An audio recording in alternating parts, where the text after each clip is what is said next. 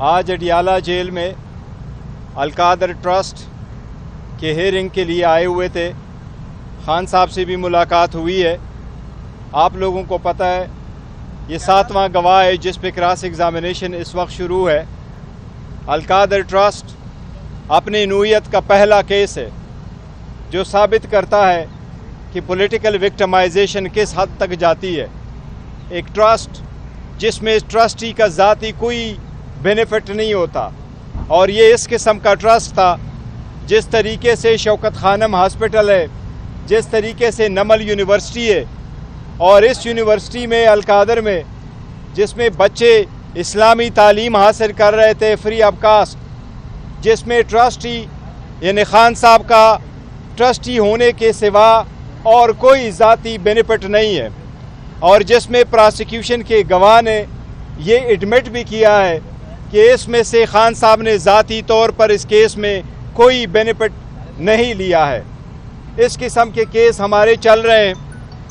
कई घंटे हमें लगते हैं कोर्ट में इंटर होने से। आज आलमोस्ट 1.5 किलोमीटर हमें पैदल जाना पड़ा। हमारी गाड़ियों की भी इजाज़त नहीं दी गई, और इसके बाद हाई कोर्ट भी जा रहे हैं। हाई कोर्टों में भी ये केसेस पेंडिंग है।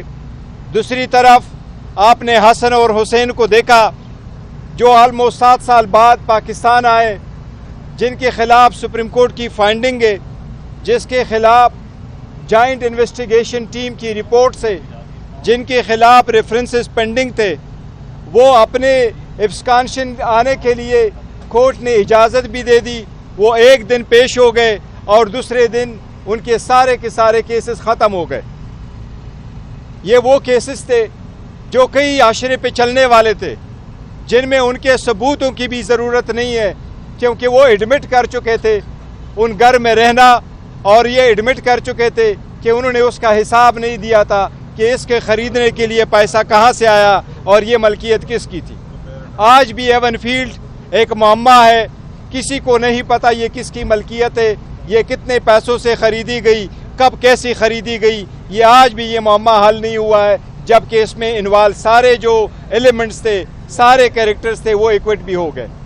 हम अदलिया से ये दरख्वास्त करते हैं कि हमें भी 45 साल इंतज़ार करके फिर ये न कहना कि इंसाफ नहीं हुआ था, ड्यू प्रोसेस नहीं फॉलो हुआ है। आपके होते हुए हम इंतज़ार कर रहे हैं, अदलिया पे एतमाद करते हैं, अदलिया से उम्मीद रखे हुए हैं हमें भी इंसाफ जल्द से जल्द दिया जाए, उसी तरीके से जिस तरीके से इन लोगों को जल्दी इंसाफ मिलता है। जबकि हमारे साथ ज़्यादतियाँ हुई है। साथ ही साथ खान साहब के साथ आज पॉलिटिकल मामलात पे भी बात हुई है, और पॉलिटिकल मामलात पे अफ़गानिस्तान के सिचुएशन पे भी बड़ा कंसर्न है। अफ़गानिस्तान के साथ ऐसे मामलात कभी PTI के दौर में नहीं हुए, इसलिए हम समझते हैं कि यह हुकूमत की नाक़िस फॉरेन पॉलिसी की वजह से, नाक़िस पॉलिसी की वजह से ये सारे खदशात ऐसे आते हैं। हम उम्मीद करते हैं कि इंशाअल्लाह पाकिस्तान के दिफा में कोई कसर नहीं रखी जाएगी, और हमारे फोर्सेस हमतन पाकिस्तान के दिफा में मजबूत है, और इंशाअल्लाह ताला दिफा में कोशिश करते रहेंगे। साथ ही पॉलिटिकल मामलात पे खान साहब से डिस्कस हुआ है।